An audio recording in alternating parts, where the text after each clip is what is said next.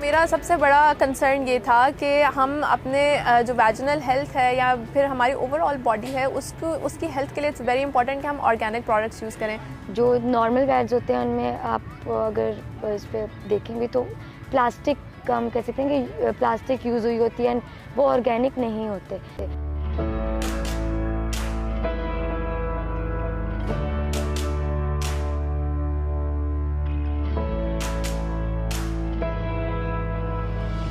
Pad जो होता है वो ऑलमोस्ट 1000 ईयर्स उसको लगते हैं डिकम्पोज होने में। तो मुझे इस चीज़ की बहुत परेशानी होती थी कि इवन एवरी टाइम जब मैं पैड यूज़ करती थी तो मुझे फ़ील होता था कि मेरी ये जिम्मेदारी है कि मुझे इसको प्रॉपर वे में डिस्पोज ऑफ करना चाहिए।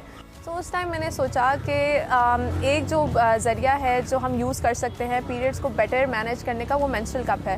मेंस्ट्रुअल कप एक सिलिकॉन का छोटा सा कप होता है जो कि बहुत फ्लेक्सिबल होता है। आप उसको फोल्ड करके यूज़ कर सकते हो अपने पीरियड के लिए। उसको सिर्फ उसमें आपको स्टेरिलाइज करने की ज़रूरत होती है। आपको सिर्फ शुरू में उसको बॉईल करना पड़ता है और फिर आप उसको 7 डेज़ के लिए या 5 डेज़ के लिए यूज़ कर सकते हो। मुझे पीरियड्स रिगार्डिंग इशू था तो आई कंसल्टेड माय गायनेकोलॉजिस्ट। वो इसमें ज़्यादा है, उसमें इतना ज़्यादा नहीं है।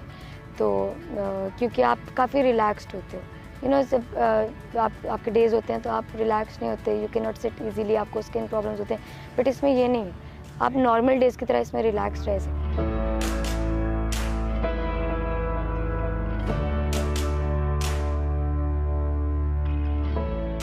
मेंस्ट्रुअल कप होता है वो आप 10 साल तक एक कप इस्तेमाल कर सकते हो और वो मुझे ज़्यादा रीज़नेबल लगा। एक तो आई थिंक पैड्स बहुत एक्सपेंसिव होते हैं, दे आर वेरी एक्सपेंसिव और हर कोई उसको अफोर्ड नहीं कर पाता।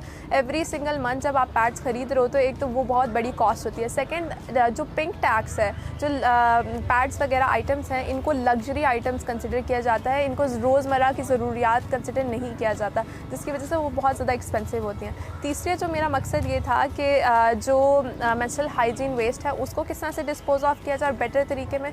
चौथा, मुझे एक तो पैड यूज़ करते हुए मुझे उसकी स्मेल बहुत बुरी लगती थी या फिर मुझे बहुत उससे एक गंदी सी फीलिंग आती थी जो मुझे बेटर फील नहीं कराती थी और मेरा कॉन्फिडेंस उसमें बहुत लूज़ होता था।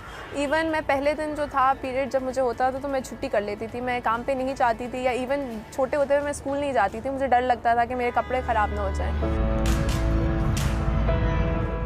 7 से 8 महीने मुझे हो चुके हैं इनको यूज़ करते हुए और आगे भी जो है मैं इन्हीं को यूज़ करूँगी।